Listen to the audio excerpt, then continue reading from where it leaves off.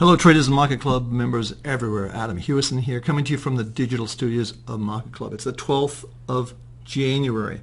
And as I've said before, the first 2 weeks in January tend to be a little bit crazy, and certainly last week was a great example of that, with a swing, or swings I should say, of about 6.5% in the S&P 500. Way too volatile for a lot of traders.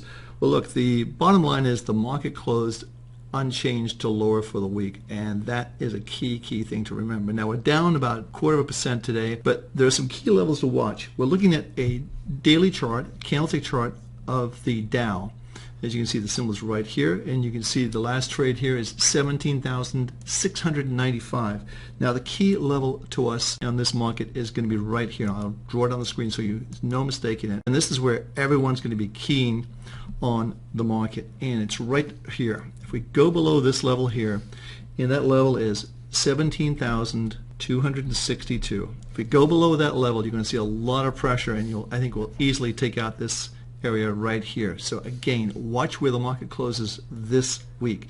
If we close lower this week, I think it does not augur well for the rest of the month. And if we have a down month in January, the January barometer says the market's either going to be flat to lower, so pay close attention to that. But there's lots of opportunities still in this market, so let's clear the screen and go on to our next market. Pretty much the same picture in the S&P 500. We have a plus 70 as opposed to a plus 100 on the Dow, but again, this market's beginning to roll over, and again, if we see a move below this area right here, this is a key area in our work right here, and that's 1,992. You may want to just write this down on a sticky pad, put it next to your computer as the key level to watch. If we go below that level, then I think we're going to see this level taken out quite easily, and we're going to be pretty much on the defensive for the balance of the month. So let's see how that plays out. Last month is the NASDAQ.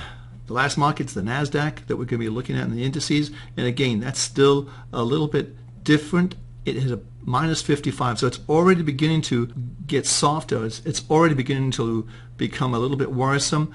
Key level there to watch, in our opinion, is going to be this area right here. So you can just draw a clear line right across here, and that's going to be 4,090. So if we go below 4,090, then I think we'll see this market. It looks as though it's just rolling over. The big picture, it really hasn't gone anywhere. It looks like it's beginning to get very heavy. And again, we've had the first warning clue with the weekly, giving a signal to exit the market. So you should be on the sidelines unless you're a long-term trader.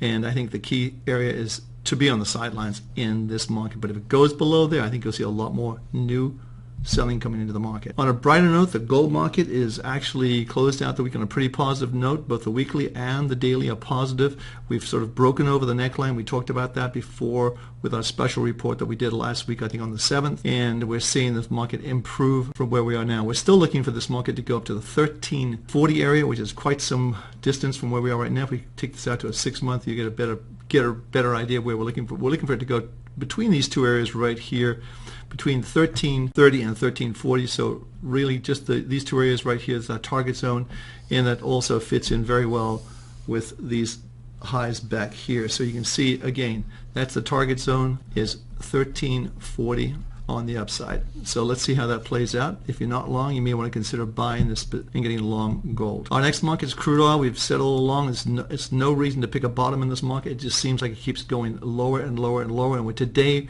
we tipped below 46 to 45.90. I don't think anybody in their right minds said anything about oil going this low. And again, this gets back to just following the trend. If you look at our last weekly signal on this market, you have to go way back. The monthly signal kicked in right here at 92.63. So the last weekly was 99.26, and the last daily was 55.06. So lots of profits. This is a huge winner for us in the World Cup portfolio last year, representing over half our profits. So again, we put the World Cup portfolio up every day with the stops and reversals, so you can see exactly what we're doing. So there's no looking back and say, well, you should have done this. No, we show you before it happens. Dollar index, again, still a strong upward trend in the dollar index.